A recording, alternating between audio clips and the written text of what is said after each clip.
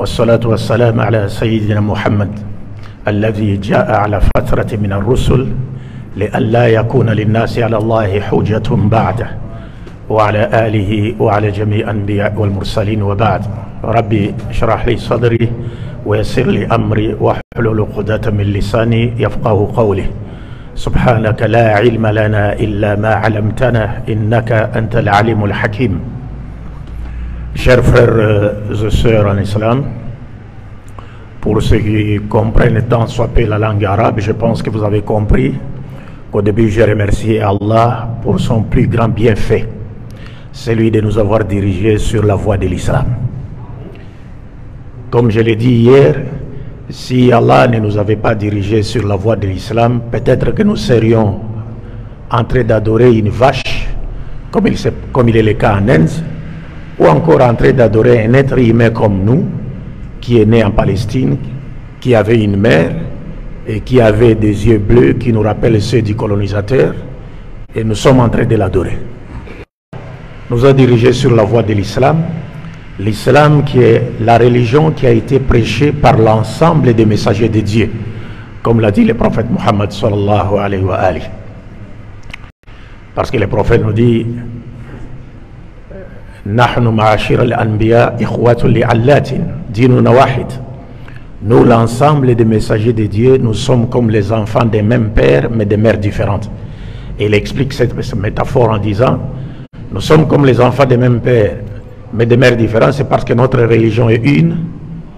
Les prophètes n'ont apporté qu'une seule religion de la part de Dieu. La terminologie telle que Adyan et Samawiya, en réalité, ça n'existe pas dans le Coran. Ce sont des termes qui ont été imposés par l'évidence du temps, ou même des musulmans l'utilisent, mais pour Dieu, il n'y a qu'une seule religion, provenant de lui. Si on peut parler en termes de variété, comme je l'ai toujours dit, il n'y aura sur terre que deux religions, imma shakiran ou imma kafura. Ou bien vous êtes avec Dieu, ou bien vous êtes avec le diable. Donc il n'y a que deux religions au monde. Celle de Dieu qui invite l'humanité à se soumettre à sa volonté, et celle d'Iblis ou des Shaitan qui détourne l'humanité des vouloirs divins. Et la religion de Dieu a ces caractéristiques qui nous montrent clairement que c'est celle-là qui est la religion de Dieu. D'abord de par son nom seulement n'a pas été donné par un individu. C'est Dieu lui-même qui l'a nommé Islam. Al-yawma akmaltu lakum dinakum wa atmamtu alaykum ni'mati wa raditu lakum al-islam dina. C'est Dieu lui-même qui l'a nommé Islam, contrairement aux autres religions. Vous allez écouter, on parle de beaucoup de noms de religions, mais vous verrez, par exemple, aujourd'hui nous avons le judaïsme et le christianisme. Mais vous verrez que Nabi Moussa alayhi salatu wassalam lui-même ne connaissait pas le mot judaïsme. Il n'a jamais entendu parler de ça. Et Nabi Isa alayhi salatu wassalam lui-même ne connaissait pas le mot christianisme. Ce sont des noms qui ont vu jour après eux.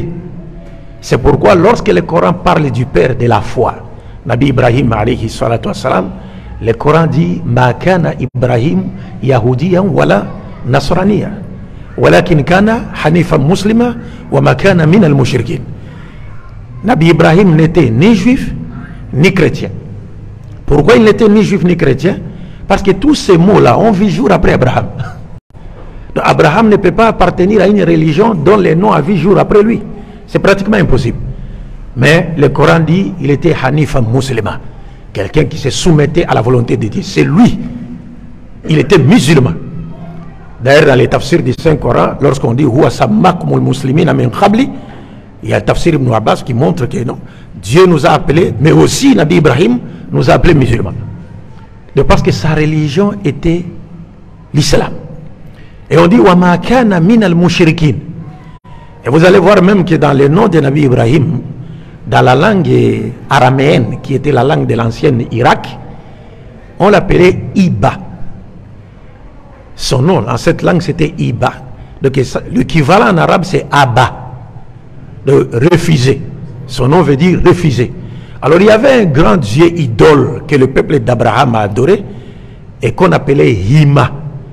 Mais c'est quand il a refusé d'adorer ce dieu que les textes rapportent que Dieu l'a nommé Ibahima ou bien Abahima. En d'autres termes, celui qui a refusé d'adorer Hima. Donc le nom d'Ibrahim, Nabi Ibrahim alayhi salatu wassalam, c'est une expression même du monothéisme pur. Donc il serait malheureux de trouver par exemple quelqu'un qui s'appellerait aujourd'hui Ibrahim, mais qui adore une idole ou qui adore un être humain comme lui. C'est-à-dire qu'il a trahi même l'essence de ce nom-là. Et c'est pourquoi Dieu l'a choisi et a fait de lui imam de toute l'humanité, le guide de toute l'humanité. Bien que l'humanité n'a pas commencé avec l'existence de Nabi Ibrahim, mais à cause de la pureté de sa foi, la sincérité de sa croyance en Dieu, Dieu a fait de lui l'imam de toute l'humanité. Et dans les textes, les termes bibliques, les termes qui ont été utilisés, Dieu s'adressant à Nabi Ibrahim lui dit: toutes les familles de la terre seront bénies en toi. Et les juifs, chrétiens, musulmans comprennent ces textes comme voulant dire: c'est à partir d'Abraham que Dieu suscitera un prophète à travers qui toute l'humanité sera sauvée. Et les juifs, les musulmans, les chrétiens ne se divisent que sur l'identité de ces prophètes. Pour les juifs, ces prophètes, il s'agit de leur Messie qui n'est pas encore venu. Pour les chrétiens, il s'agit de ces prophètes, c'est Nabi Isa alayhi salatu wassalam. Et au même moment, quand ils disent que ces prophètes est Nabi Isa, ils remettent en cause la divinité de Nabi Isa qu'ils professent. Parce que vous ne pouvez pas dire de Nabi Isa qu'il est le prophète qui sortira de Nabi Ibrahim et à travers qui l'humanité tout entière sera sauvée, tout en croyant que Nabi Isa lui-même est Dieu. Comment Dieu peut-il être un descendant d'Abraham? Est-ce que Dieu peut-il être descendant de Nabi Ibrahim? Non. C'est une confusion. Et pour nous les musulmans, nous disons, ces prophètes-là, c'est Nabi Muhammad sallallahu alayhi wa sallam. Alors, chers frères et sœurs, pour comprendre cela et comprendre l'importance du sujet que nous allons aborder brièvement, bien sûr, ce soir, parce que comme je l'ai dit hier, je suis entouré de deux grands cheikhs. Moi, je ne suis pas vraiment cheikh. Les cheikhs m'appellent cheikh pour me faire honneur. Mais moi, je suis leur élève. Et ils le savent très bien. Mais ils me font seulement l'honneur. Ce sont des grands cheikhs qui m'ont entouré. Et je ne saurais pas aborder ce sujet plus qu'eux-mêmes. Mais à titre de rappel, comme les rappels profitent aux croyants, ils m'ont fait l'honneur de m'accorder, de m'octroyer, de me donner cette occasion, n'est-ce pas, de vous entretenir brièvement sur ce thème-là, qui est Ahamiyatu da'wati ghayri muslimin ila l'islam, fi asrina, à notre époque ici. C'est-à-dire l'importance ou la nécessité de faire la da'wa de non-musulmans à notre époque, surtout notre époque ici. Pour comprendre cela, je vous rappelle que nous sommes tous, sans le savoir, que Dieu nous a tous créés dans le noble but de l'adorer. C'est-à-dire de lui rendre un culte pur et sincère, sans l'associer avec qui ou quoi que ce soit, et aussi de mener une vie vertueuse fondée sur sa volonté, telle qu'il attend de nous sur le plan vertical et horizontal. C'est ça brièvement le but de toute la création de toute l'humanité. Ce n'est pas seulement le but de la création des musulmans, ou le but de la création, ce n'est pas des juifs, ou je ne sais pas moi de quel peuple, non. C'est le but de la création de tous les êtres humains. Dieu nous a créés pour cela. Comme il a dit dans le Saint-Coran, Dieu dit, je n'ai créé les djinns et les êtres humains que pour qu'ils m'adorent. Maintenant, si Dieu a créé toute l'humanité pour qu'elle adore Dieu, dans le sens indiqué, brièvement bien sûr, comment l'humanité devait-elle connaître le but, ou allait-elle connaître le but de sa création si cela ne lui a pas été révélé par Dieu? Donc pour que l'humanité connaisse le but de sa création, il aurait fallu que Dieu qui a créé cette humanité puisse lui-même révéler à l'humanité le but pour lequel elle a été créée. Et c'est là où s'est fait sentir la nécessité pour Dieu de nous envoyer ses prophètes. C'est-à-dire pour venir pallier à cette problématique, pour venir maintenant enseigner à l'humanité le but pour lequel elle a été créée. Ah, ok. Il n'y a pas de problème. Vous voyez? Donc pour venir montrer à l'humanité le but pour lequel elle a été créée.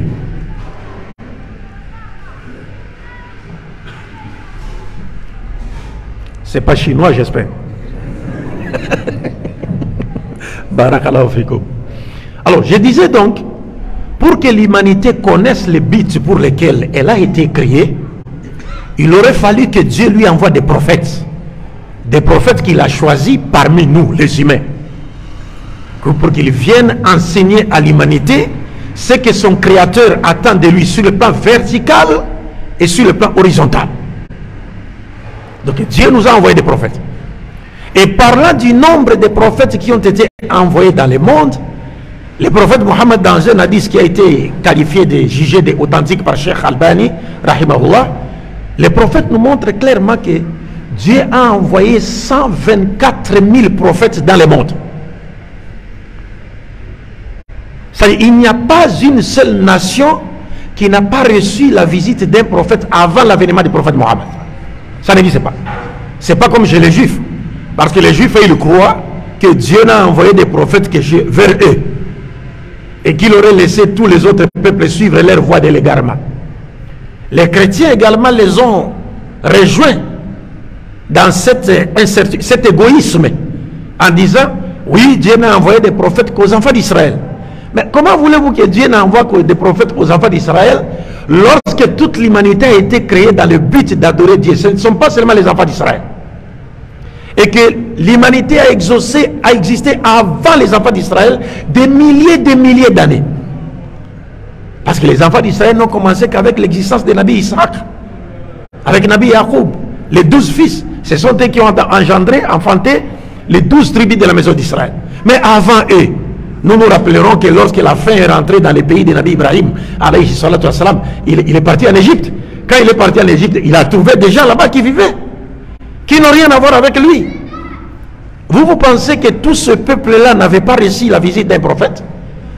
C'est le Coran qui est venu dire la vérité par rapport à ce sujet, et la science archéologique a rejoint le Coran, a confirmé cela. Le Coran, Dieu dit dans les 5 Corans, وَلَقَدْ بَعَثْنَا فِي كُلِّ أُمَّةٍ رَسُولًا أَنِ اعْبُدُوا اللَّهَ وَاجْتَنِبُوا الطَّاغُوتَ فَمِنْهُمْ مَنْ هَدَّ اللَّهُ وَمِنْهُمْ مَنْ حَقَّتْ عَلَيْهِ الضَّلَالَةُ فَسِيرُوا فِي الْأَرْضِ فَانظُرُوا كَيْفَ كَانَ عَاقِبَةُ الْمُكَذِّبِينَ. Le Coran est venu dire la vérité, montrer que non, Dieu a envoyé des prophètes partout. Et dans la dernière partie du verset, Dieu dit Fasiru fil ard. Sillonnez la terre, dans le cadre des recherches archéologiques, bien sûr. Il y a des signes qui sont restés. Et nous avons aujourd'hui des livres qui sont même publiés par des chrétiens, ou des savants chrétiens tels que Hari Halei dans son livre. Il dit clairement que toute l'humanité professait la doctrine de l'unicité de Dieu, et que l'idolâtrie et le polythéisme ne sont intervenus qu'après pour dénaturer la pureté du tawhid, l'unicité de Dieu qui était professée par toutes les nations, parce qu'ils ont trouvé des preuves archéologiques. Et c'est ce que Dieu nous dit dans les 5 Corans. Je pense que si je n'ai pas oublié le verset, وَلَقَدْ أَرْسَلْنَا إِلَى أُمَمٍ مِّنْ قَبْلِكَ فَزَيَّنَ لَهُمُ الشَّيْطَانُ أَعْمَالَهُمْ. Dieu dit dans les 5 Corans, nous avons envoyé. Alors, وَلَقَدْ أَرْسَلْنَا وَبَعَثْنَا. أَرْسَلْنَا وَبَعَثْنَا. Donc, bref, le verset dit, Dieu dit dans ces versets, Sourate 16, verset 61, si je ne m'abuse, Dieu dit, très certainement, nous avons envoyé des messagers avant toi, Mohammed. Mais après leur passage, Iblis est venu pour faire quoi? Les détourner du droit chemin. Et c'est ce que la science archéologique dit. L'archéologie dit non, toutes les nations de la terre professaient la doctrine de l'unicité. Mais juste après, l'idolâtrie et le polythéisme sont venus pour dénaturer la pureté de cette doctrine. Donc après le passage du prophète, Satan venait pour faire quoi? Pour égarer les gens du droit chemin. Donc bref, Dieu a envoyé des prophètes partout. Pas une seule nation n'a raté la visite des messagers de Dieu. Tous sont reçus. Avant que le prophète Mohammed sallallahu alayhi wa sallam ne vienne, toutes les nations ont reçu. Mais parmi tous ces prophètes-là, ou parmi tous ces prophètes, 124 000, y compris les prophètes, Mohammed sallallahu alayhi wa sallam, il n'y a que seul le prophète Mohammed sallallahu alayhi wa sallam qui a été envoyé à l'humanité tout entière. Il n'y a que lui qui a été envoyé tout entier. Il n'y a que lui dont le message est universel. C'est seulement lui. Et pourquoi son message est universel? Oui, son message devrait être universel parce qu'il était le dernier des messagers de Dieu. Comme il l'a lui-même dit,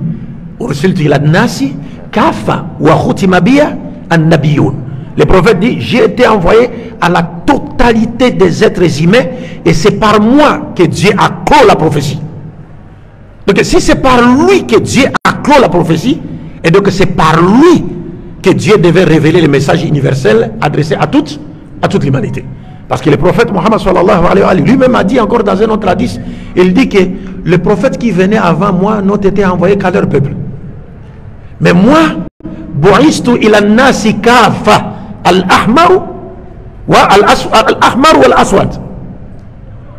Il a été envoyé à la totalité des êtres humains. Et son message aussi est universel. Les preuves sont dans le Coran et dans la Bible. Les preuves sont les gens. Dieu dit dans les 5 Corans, وَمَا أَرْسَلْنَاكَ إِلَّا رَحْمَةً لِلْعَالَمِينَ. Oh Muhammad, nous ne t'avons envoyé que comme miséricorde pour... Et puis il faut dire, regarde, Dieu n'a pas dit Rahmatan lil-alam. Mais il dit lil-alamin. Mais parce que le prophète a prêché même au djinn. Et puis il n'y a pas seulement un seul monde, il y a plusieurs mondes. C'est vrai quand le Coran dit Alhamdulillahi Rabbil Alamin.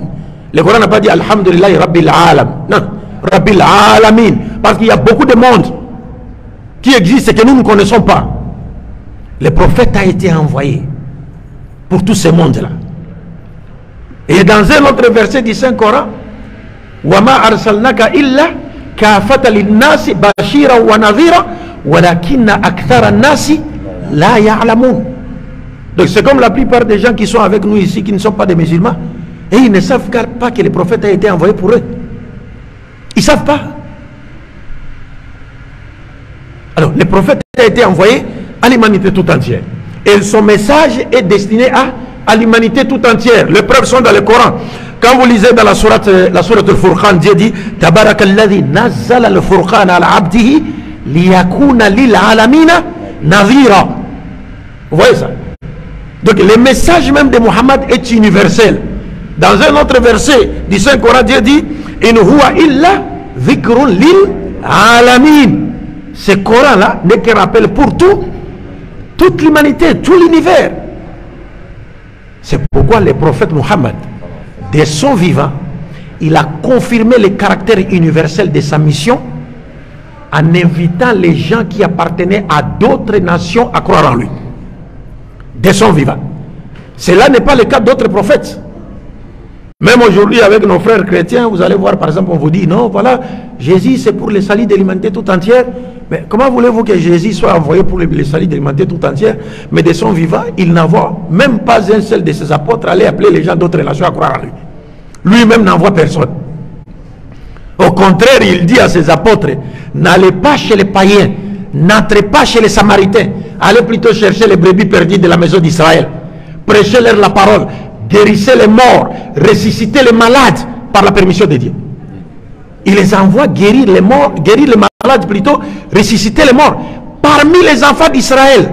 C'est-à-dire, même s'il y avait les gens d'autres nations qui avaient des morts, des personnes qui étaient mortes chez elles, ou encore il y avait des malades, les disciples n'avaient pas du tout le droit de faire quoi? De les guérir.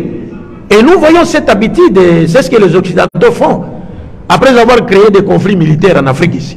Mais quand on envoie des avions pour venir chercher les ressortissants américains ou français, mais vous, Africains, même si vous pleurez là, vous faites couler des larmes et des sang, est-ce qu'ils vont vous prendre? Non. Ils vont vous dire, nous ne sommes pas venus pour vous. Oh non, nous sommes venus seulement chercher les Français. Nous sommes venus seulement chercher... On va mourir des bombes. Non, restez. Ça va aller. Les bombes tombent. Ils ne vous prendront jamais. Et c'est un Nabi Issa dit, et il n'avait pas tort. Parce qu'il a été envoyé aux enfants d'Israël. Donc il a recommandé à ses apôtres d'aller prêcher la parole aux enfants d'Israël. Mais le prophète Mohammed, sallallahu alayhi wa alayhi, de son vivant, non seulement il appelle les gens des autres nations à croire en lui, n'est-ce pas? Mais il avait aussi de son vivant, dans son entourage, des disciples qui appartenaient à d'autres nations, pour confirmer le caractère universel de sa mission.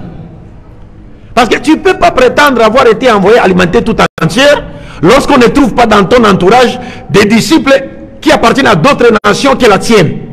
Non. Pour confirmer le caractère universel de ta mission, tu dois non seulement appeler les gens des autres nations à croire en toi, mais tu dois aussi avoir à côté de toi des disciples qui appartiennent à d'autres nations que la tienne. Et nous avons vu le prophète Mohammed sallallahu alayhi wa sallam. Il était même à Médine. Il a envoyé une lettre à l'empereur romain, Héraclius, pour l'inviter à croire à lui. Et lui, si tu croyais à moi, tu auras deux récompenses. La récompense d'avoir crié en Jésus-Christ et d'avoir crié également à moi, deux prophètes. Il est à Médine, il envoie une lettre à l'empereur perse. Il lui demande de croire en lui. Il est à Médine, il envoie une lettre au roi d'Égypte. Il lui demande de croire en lui. Il est à Médine, il envoie une lettre aux chrétiens de Nadjiran, au Yémen. Il les invite à faire quoi? À croire en lui, parce qu'il a été envoyé à l'humanité tout entière. Et hormis cela, il a placé tous les êtres humains sur le même pied d'égalité, en basant les critères de noblesse sur la piété. Il a dit l'arabe n'est pas supérieur à un autre être humain, bien que lui-même étant un arabe. Il dit l'arabe n'est pas supérieur à un autre être humain n'est pas supérieur à un arabe, un blanc n'est pas supérieur à un noir n'est pas supérieur à un blanc, que par la piété, le meilleur d'entre vous c'est celui qui craint Dieu le plus. Ça, dès son vivant, aucun prophète avant lui n'a donné cet enseignement. Aucun. Et je mets au défi quiconque de me montrer un seul prophète qui, dès son vivant, a placé tous les êtres humains sur le même pied d'égalité, en basant les critères de noblesse sur la piété. Aucun prophète ne l'a fait. Et ce ne sont pas les faux prophètes qui sont venus après Muhammad qui me contrediront. Personne. Aucun prophète ne l'a fait. Il avait des disciples noirs, des disciples européens, des disciples perses, dès son vivant, pour confirmer le caractère universel de sa mission. Et non seulement ça, il nous a donné des enseignements qui nous permettent, n'est-ce pas, de bannir toute idée raciste ou tribale dans notre esprit. Nous nous retrouvons dans la prière, et il nous dit, entretouchez-vous les pieds, entretouchez-vous les épaules, de peur que Satan va faire quoi? Rentrer entre vous. Vous pensez que c'est Satan physique qui va venir s'interposer entre vous? Non, c'est cet esprit-là raciste. Si un noir est à côté d'un blanc dans la mosquée et qu'il veut s'entretoucher les pieds, le blanc retire son pied parce que celui-là c'est un noir. C'est fini, c'est Satan. C'est Satan. Et nous nous retrouvons dans la mosquée, nous prions, nous nous dirigeons vers une même direction, nous prions en une même langue, nous exécutons les mêmes mouvements devant un seul Dieu, pour montrer que nul d'entre nous n'a plus de valeur devant Dieu que celui qui fait quoi? Qui craint Dieu. Et nous, ici, on prenait les squelettes des 4 races. On prend les squelettes d'un homme blanc, d'un homme noir, d'un homme rouge, d'un homme jaune ou bleu s'ils existent. Vous mettez les squelettes comme ça. Squelettes, après avoir enlevé la chair. Est-ce que vous allez reconnaître que celle-là c'est pour un homme blanc, celle-là c'est pour un homme noir? Non. C'est pourquoi l'islam est la seule religion, comme elle a été prêchée par tous les prophètes, qui a placé tous les êtres humains sur le même pied d'égalité, à base des critères de noblesse sur la piété. Et ça, c'est à travers le prophète Mohammed sallallahu alayhi wa sallam. Maintenant, mes chers frères, cela étant, si le message de Mohammed sallallahu alayhi wa sallam est universel, il est de notre devoir d'œuvrer pour que ces messages universels parviennent à toute l'humanité. Vous comprenez ça? C'est Adaoul Wajib. C'est accomplir un devoir sacré. Et c'est ce que j'ai appelé la sunna des sunan. C'est ce que j'ai appelé la sunna des sunan. C'est-à-dire quand on va crier sunna, sunna, sunna, non. La sunna des sunan. C'est appeler les gens à faire allez ça. Si vous ne faites pas ça, c'est comme si vous avez trahi le message de Muhammad sallallahu alayhi wa sallam. Parce que c'est un ordre divin que nous fassions parvenir le message dont Mohammed était dépositaire et transmetteur à toute l'humanité après le départ du prophète Mohammed. Balighu anni walaw aya. Faites parvenir de moi, comme l'a dit le prophète, ne serait-ce qu'un verset. Mais nous avons le Coran tout entier dans la tête. Il y a des gens qui ont tout le Coran dans la tête. Mais on vous dit, faites parvenir ne serait-ce qu'un verset.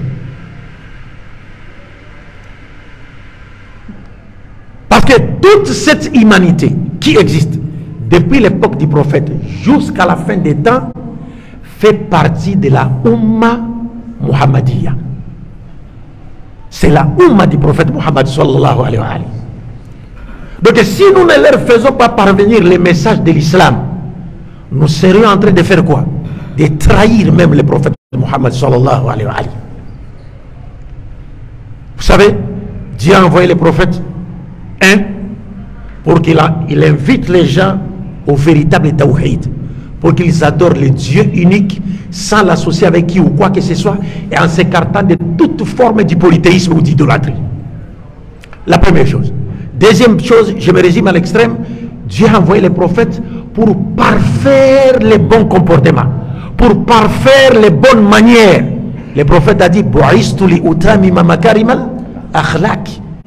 j'ai été envoyé pour parfaire les bons comportements. Maintenant, aujourd'hui, mes chers frères et sœurs, voudrez-vous me dire que tous les gens qui sont sur la terre adorent le Dieu véritable? Tout le monde adore le Dieu unique? Non. Voudrez-vous me dire que tout le monde sur cette terre a un bon comportement? Non. Alors, s'ils n'adorent pas tous le Dieu unique, s'ils n'ont pas tous les bonnes manières, les bons comportements, c'est que le message de l'islam n'est pas encore fait, quoi. N'est pas encore parvenu à ces gens-là. Et c'est la faute de qui? La faute des musulmans. Alors, il faut que nous regardions à cela. Parce que les prophètes parlant des juifs et des chrétiens aujourd'hui, nous côtoyons des juifs et des chrétiens. Je pense que même sur cette avenue ici, peut-être les musulmans sont minoritaires ici, c'est vrai. Les autres sont qui? Des non-musulmans. Mais imaginez, soyez-en certains qu'il y a des non-musulmans à côté ici, qui n'ont jamais entendu parler du prophète. Peut-être ils entendent seulement lors du Hazan. Ashhadu anna Muhammad Rasulullah, c'est tout. Mais on ne leur avait jamais présenté le message de qui? Le message du prophète Muhammad sallallahu alayhi wa sallam. Oh, maintenant, tous ces gens-là, s'ils mouraient aujourd'hui sans avoir écouté ou entendu parler du prophète Muhammad sallallahu alayhi wa sallam, quelle sera notre responsabilité par rapport à ces gens-là? Parce que le prophète dit Walladhi nafsu Muhammadin biyadi la yasma'u bi ahadun min hadhihi al-umma yahudiyun aw nasraniyun thumma yamut wa lam yu'min billadhi ursiltu bihi illa kana min ashabin nar. Le prophète dit, je jure par Allah, entre les mains de qui repose mon âme, si une personne de cette communauté, regarde, si une personne générale, il donne maintenant précision, si une personne, toutes les personnes, il fait une précision, juif ou chrétien, attend parler de moi, ou juif et chrétien, attend de parler de moi, mais ne croyez pas en moi, et ils meurent dans leur mécréance, ils n'auront d'autre sort final que le feu de l'enfer. S'ils entendent seulement parler du prophète, on leur parle du prophète, et ils ne croient pas au prophète, ils n'auront d'autre final que le feu de l'enfer. Et ça, c'était le cas de tous les prophètes à leur époque respective. Maintenant, comment voulez-vous que ces non-musulmans puissent entendre parler du prophète si nous ne leur avons pas présenté l'islam? Comment? Comment peuvent-ils entendre parler du prophète si nous ne leur avons pas présenté l'islam, si nous avons pris l'islam en otage entre les 4 murs de nos mosquées? C'est-à-dire, nous rentrons, nous sommes détenteurs des enseignements qui procurent la vie éternelle, nous sommes détenteurs des enseignements qui peuvent changer moralement notre société, mais nous nous en foutons complètement. Nous rentrons, nous sortons, nous rentrons, nous sortons, nous prions, nous faisons ce que Dieu nous a demandé de faire ici, mais la dawa, nous la laissons. Alors que c'est la sunna des sunnah, comme le prophète l'a dit. Hadi sabili, adu ila Allah. Le prophète l'a dit. C'est un verset, un ordre du Coran, de Dieu qu'il donne au prophète dans le Coran. La voie sur laquelle Dieu a demandé au prophète de marcher, c'est d'appeler aux gens vers la voie du Seigneur. Et puis il dit, et ceux qui me suivent, qui ont crié à Muhammad, qui ont crié à lui, et les suivent, et aussi leur voie, l'époque de Salaf Saleh, c'était d'appeler les gens à l'islam. Mais maintenant, nous aujourd'hui, qu'est-ce que nous faisons? Et quel sera notre sort devant Dieu si on se retrouvait avec des voisins ici non musulmans? Dieu leur demande, vous là, vous n'avez pas entendu parler de Muhammad? Il dit non Seigneur. Oh, mais vous n'avez pas vu les musulmans? Oui, on était avec eux tous les jours, mais ils vaquaient seulement à leurs préoccupations, les affaires. Bon, quand on partait au marché, ils discutaient beaucoup avec nous pour vendre les marchandises. Ils parlaient même la langue locale pour vendre les marchandises, mais dans leur mosquée, on attendait seulement en Bambara, en Sarakolé. Mais la marchandise, ils parlent à Lingala, ils parlent à Kikongo, ils parlent en français. Mais ta parole là, on n'entendait rien. Ils nous parlaient à Soniké, Bambara, c'est pas quoi, qui ne sont pas des langues nationales du Congo. Ils sont là, Seigneur, ils sont là. Ça sera quoi notre sort? Ça sera quoi notre sort? فوالله لأن يهدي الله بك رجلا واحدا خير لك من أن يكون لك حمر النعم. Le prophète a dit, si seulement Dieu permet à ce qu'une seule personne se convertisse à l'islam à travers toi, sache que la conversion de cette personne est plus valeureuse que le fait de posséder les chameaux rouges. Les chameaux rouges à l'époque du prophète ont la valeur aujourd'hui des voitures telles que Ferrari, Bentley. Maintenant, les prophètes parlent au pluriel, des chameaux au pluriel. C'est-à-dire avoir 100 Bentley, 100 Ferrari, les voitures de luxe là. Les prophètes ici, une seule personne se convertit à l'islam. C'est mieux pour toi que d'avoir ça. Mais parce que tu tires, à travers toi, Dieu tire la personne des ténèbres spirituelles vers la lumière du Tawhid, où il va adorer son Seigneur et réaliser le but de son existence sur la terre. Mais ça, nous, ça ne nous préoccupe pas. Nous, on veut vendre quoi? On veut vendre des jeans, on veut vendre des chemises, on veut vendre je ne sais pas moi quoi. Nous trouvons que ça, c'est plus valeureux que la conversion des non-musulmans. Non. Nous avons aujourd'hui des grands connaisseurs. Nous pouvons même organiser dans les quartiers. Alhamdulillah, dans les années passées, l'imam nous a rappelé aujourd'hui, on a fait la dawa ici devant cette mosquée. Mais nous pouvons encore, le fait que nous avons aujourd'hui des mosquées et des frères continuer à construire des mosquées, nous pouvons organiser des journées portes ouvertes de la mosquée où nous invitons nos voisins. Il faut qu'on fasse les iqamatul hujja. Il faut établir la preuve pour qu'ils ne trouvent pas de raisons échappatoires au dernier jour. Mais si vous n'avez pas fait l'iqamatul hujja, qu'est-ce que vous allez dire devant Dieu? Si vous établissez déjà la preuve, vous avez parlé, vous avez fait passer le message, les gens refusent de croire, libre à eux. Mais si vous ne l'avez pas fait, si nous ne l'avons pas fait, c'est à nous que Dieu va s'en prendre au dernier jour. Vous comprenez cela? Donc on peut organiser des journées mosquées ouvertes pour les non-musulmans. On lance des invitations pour les musulmans qui sont les non-musulmans qui sont tout autour de nous. On les invite à la mosquée. Mais qu'est-ce qui s'est passé à l'époque du prophète Muhammad sallallahu alayhi wa sallam? Mais le prophète, quand il a envoyé la lettre aux chrétiens de Najran, il y a au moins 60 versets de la sourate Al-Imran qui a été révélé à l'intention de ces chrétiens-là. Les chrétiens ont dit, mais comment ils se sont regroupés, ils ont dit, le message est venu de Muhammad, il nous invite à adorer, à embrasser l'islam. Qu'est-ce qu'on fait? Les prêtres, ils ont dit, bon voilà, si tel est le cas, non, on va mettre sur pied une délégation, on ira voir Muhammad. Et ils sont venus à Médine, une délégation, ils sont arrivés à Médine, arrivés chez les prophètes, et c'est les prophètes qui les avaient invités. Bon, il y a des paroles dans les tafsir Ibn Kathir. Dans ces hadiths-là, c'est un peu long, qui sont un peu longues. On a dit qu'il y a un élément daïf à l'intérieur, mais les chouïkhs disent le matn est sahih. Parce que sinon, si le matn ne serait pas sahih, toute cette histoire va disparaître. Les matins de Sahih. Et vous savez, quand les chrétiens là sont arrivés à Médine, ils se sont d'abord débarrassés de leurs vêtements, des voyageurs. Il y avait des poussières, ils ont laissé leurs vêtements à côté. Ils sont venus maintenant, ils ont porté de beaux habits, avec de l'or, des histoires. Ils sont partis voir les prophètes. Mais arrivés chez les prophètes, ils ont salué les prophètes n'ont pas répondu. Ils s'est détourné d'eux. Ils ont salué les prophètes n'ont pas répondu. Ils s'est détourné d'eux. Mais comment ça? Ils sont partis voir Omar ibn Khattab radiallahu anhu et un autre sahaba en disant, mais comment? Votre prophète nous a envoyé une lettre. Nous avons répondu à son appel. Nous sommes venus ici pour débattre avec lui. Maintenant on arrive, on les salue, il ne nous répond même pas. Oh, Omar a dit, mais qu'est-ce qui se passe là? C'est vrai ça, c'est vrai. Qu'est-ce qu'on va voir? Il dit, non, allons voir Ali ibn Abi Talib. Ils sont partis chez Ali radiallahu anhu. Arrivé chez lui, Ali les a regardés, il dit, vous étiez venus avec ces vêtements ici que vous portez? Ils disent non. Les vêtements que nous portions, on a laissé ça là-bas.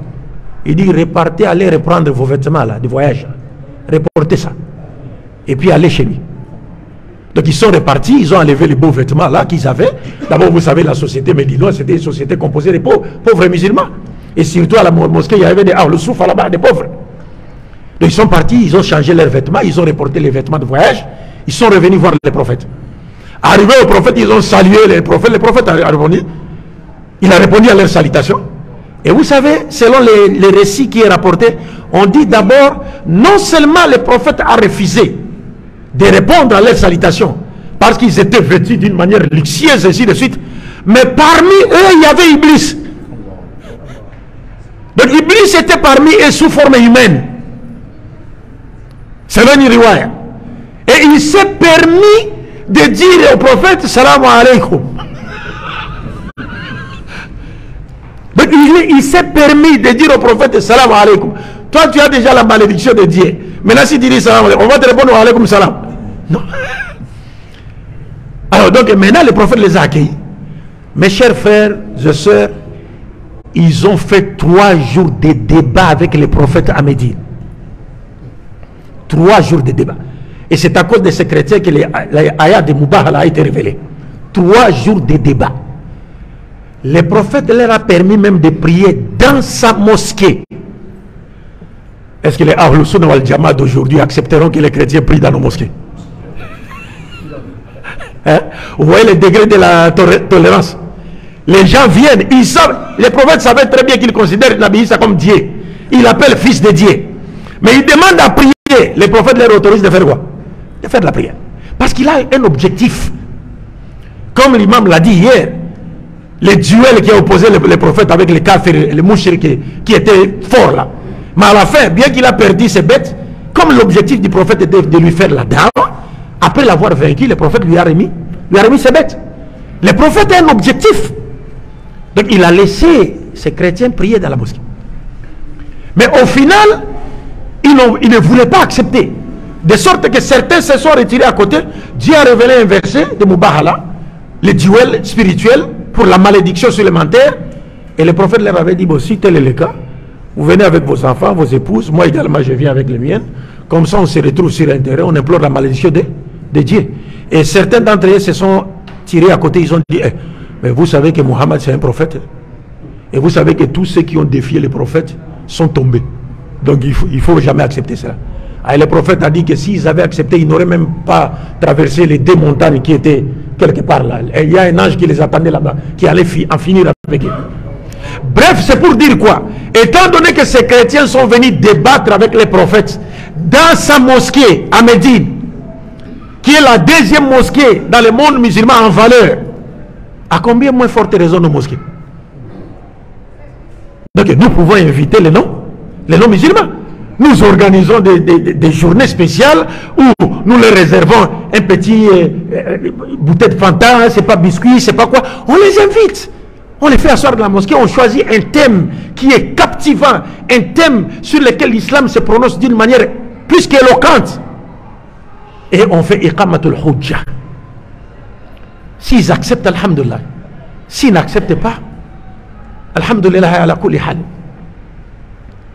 C'est très important. Et surtout à notre époque, mes chers frères. L'époque où les musulmans sont présentés comme des terroristes. Alors que Ceux qui présentent les musulmans comme des terroristes, c'est eux-mêmes qui fabriquent les terroristes. Mais c'est devenu maintenant leur mode opératoire. Pourquoi? Parce qu'une pierre deux coups. Ils présentent comme terroristes, l'islam une religion terroriste, par ricochet, ça leur permet de détourner les ignorants de l'islam. Ils ternissent l'image de l'islam et par ricochet, ils détournent les ignorants de l'islam. Mais, wa makaru wa makar Allah, wallahu khairul makirin. D'ailleurs, il n'y a pas de plus grand danger pour ceux qui combattent l'islam que de raconter des mensonges sur l'islam. Il n'y a pas de plus grand danger que ça. Parce que Dieu a dit, yuriduna liyutfi'u nur Allahi bi afwahihim wallahu mutimmu nurihi walau kariha al-kafirun. C'est-à-dire, c'est quand tu racontes des mensonges sur l'islam, même si les musulmans ont croisé les bras, Allah lui-même sera sur le terrain et il fera une contre-attaque dans tes propres mensonges pour donner à l'islam la suprématie. Ça, c'est un secret de l'extension de l'islam. Alors, mes chers frères et sœurs, c'est très important que nous pensions à faire la dawa. J'ai écrit quelques points ici, il y a même certains points que le cheikh m'a rappelé. J'ai dit, vous savez, les ahamiya, la dawa des non-musulmans, surtout dans nos sociétés, les sociétés où les musulmans sont minoritaires. Regardez, alhamdulillah, nos frères, la plupart de nos frères ouest-africains qui sont venus dans ces pays, tout comme chez moi là-bas en RDC. Mais imaginez un seul instant, si vous décidiez aujourd'hui de repartir tous dans vos pays d'origine, même ceux qui sont nés ici et ont la nationalité congolaise, mais se décident de retourner Mali, Sénégal, Gambie, Guinée, ailleurs.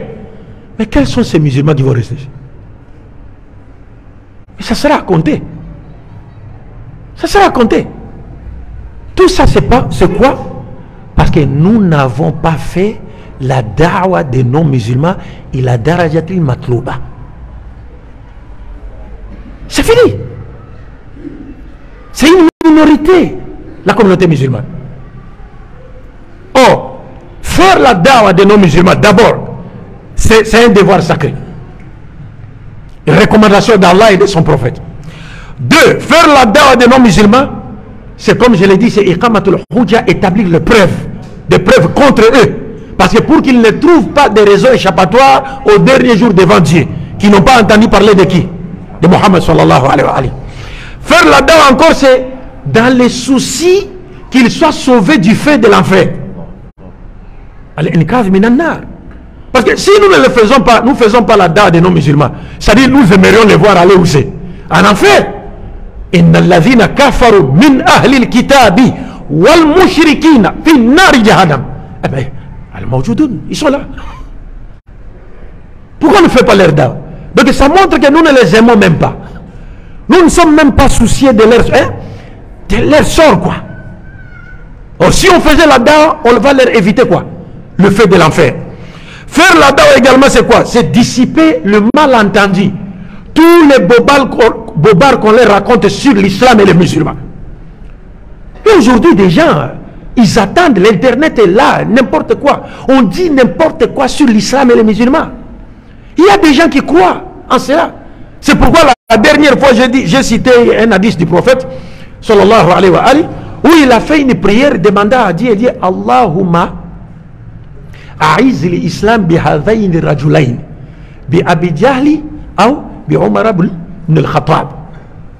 Le prophète a dit à Dieu, ô Seigneur, secours l'islam, renforce l'islam par ces deux hommes ici.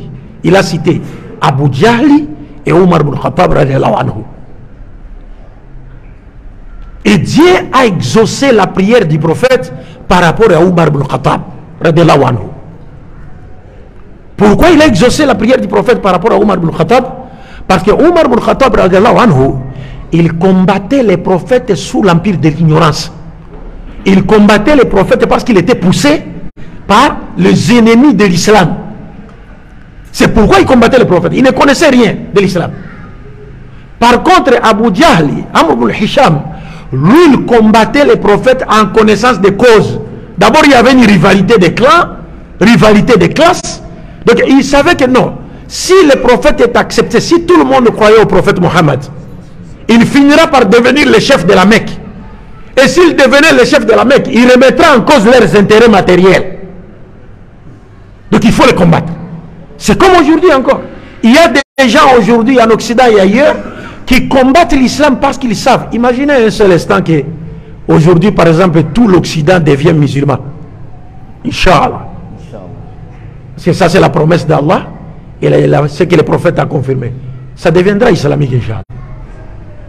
Mais imaginez qu'aujourd'hui, là, si ça devenait musulman, est-ce qu'on va vendre encore les Corans, les Kenzo? Est-ce que les femmes vont encore marcher nues là-bas?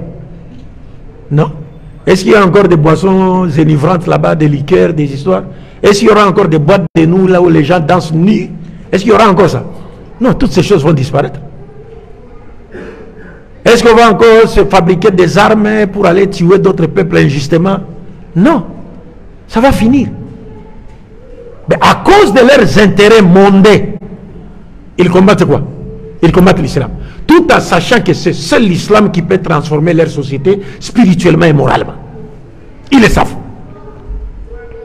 Parce qu'ils peuvent avoir la technologie, ils peuvent évoluer, mais avec la technologie, ils ne parviennent pas à changer les mentalités des gens, la morale.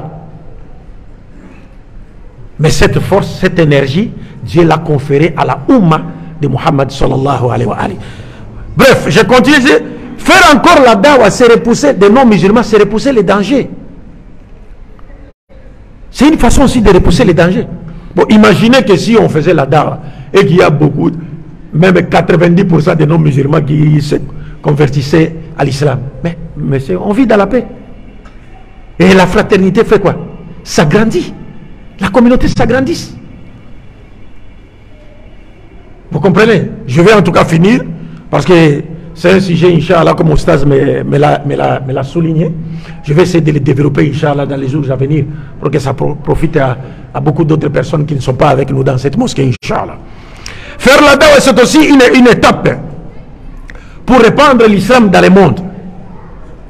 Nasr l'islam. Pour répandre l'islam dans le monde. Parce que si on ne fait pas la dawa, comment l'islam va-t-il se répandre?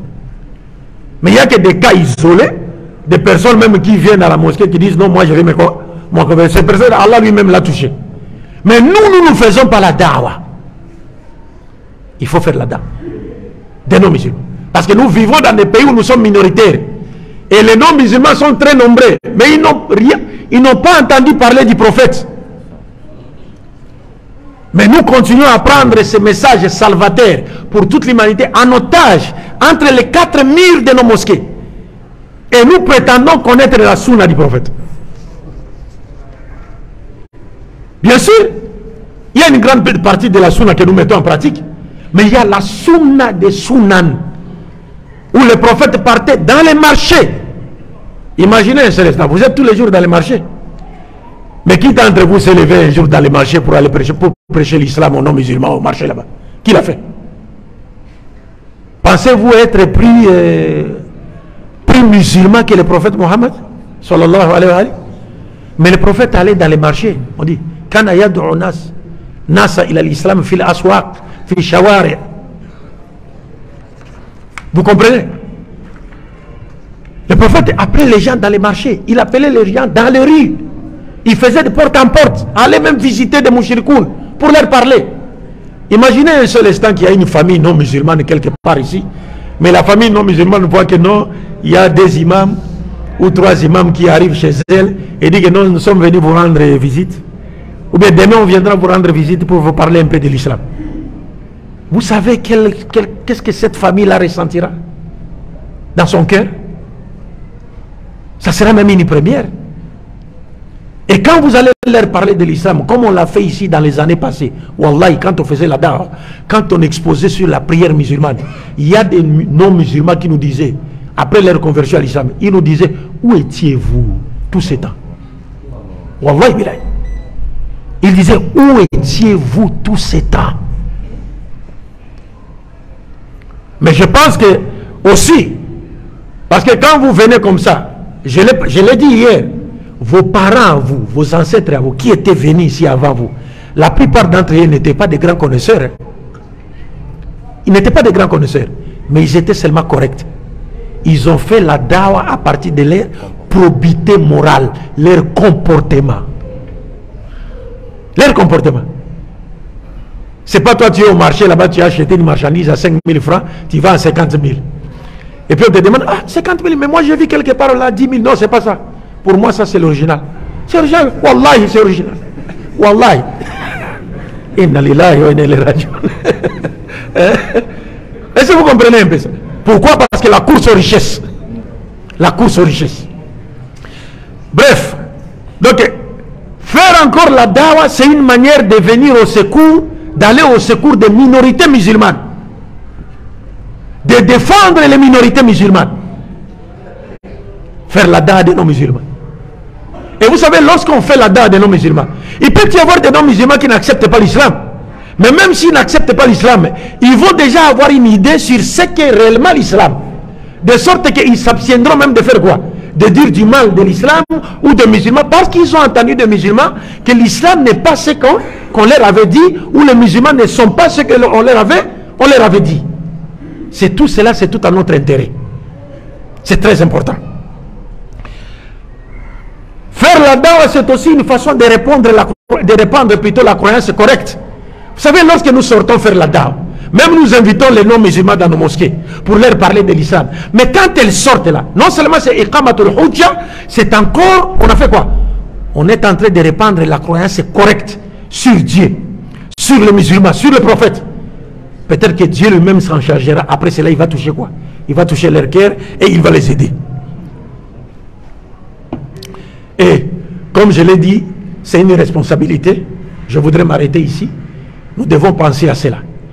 Et le premier, ceux qui doivent vraiment se faire cette dawa-là, c'est surtout les autochtones.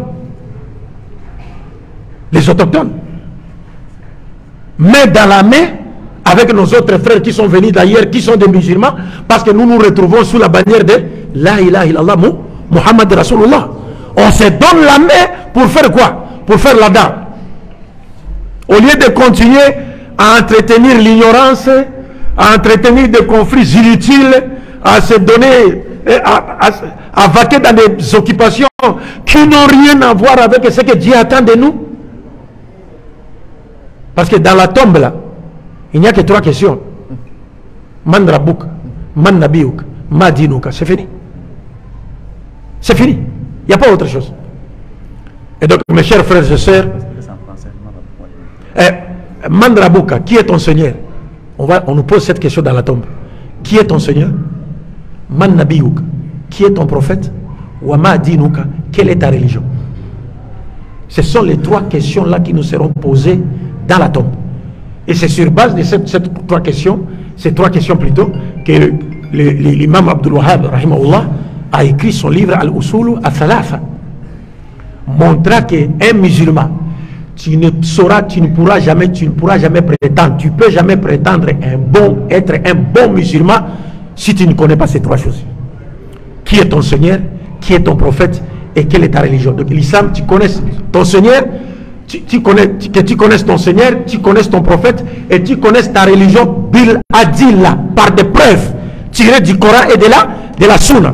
C'est pas non, j'ai entendu, on a dit, j'ai vu. Non, non, non. Par des preuves tirées du Coran et de la Sunna. Personne ne peut prétendre être musulman s'il ne connaît pas ces 3 choses. Et dans le monde actuel, personne ne peut se dire musulman s'il ne connaît pas sa religion, s'il ne vit pas sa religion, il ne pratique pas sa religion, s'il n'appelle pas les gens à sa religion et s'il n'est pas prêt à défendre sa religion dans les limites de sa connaissance. Si tu n'es pas ça, dans ce siècle-ci, c'est-à-dire il y a encore beaucoup de choses qui te manquent. Mais on ne peut pas tout connaître. Il y a encore parmi nous des oulémas, des chouyouk qui sont habilités à remplir, à jouer certains rôles que d'autres ne vont pas jouer. Est-ce que vous comprenez? Mais la dawa, mes chers frères, il faut que nous passions à cela. La dawa des non-musulmans, c'est plus qu'important parce que nous vivons parmi eux. Nous vivons avec eux. Mais nous leur apportons des marchandises venant de Thaïlande, de Chine, Amérique, France. Mais nous avons l'islam dans notre cœur. Mais nous ne leur apportons pas l'islam. Alors que c'est seulement sur cela que Dieu nous demandera au dernier jour. Dieu n'a pas besoin de marchandises. Lui, il est à soi, c'est lui qui a tout. Nous avons besoin de lui, mais lui n'a besoin de personne. Mais il nous a confié une mission à travers notre prophète Mohammed sallallahu alayhi wa alihi. Et cette mission, cette noble mission, consistait à appeler les gens à l'islam pour que toutes ces personnes ne trouvent pas des raisons échappatoires devant Dieu le jour du jugement dernier. Je dis et je vous remercie. Assalamu alaikum wa rahmatullahi wa barakatuh.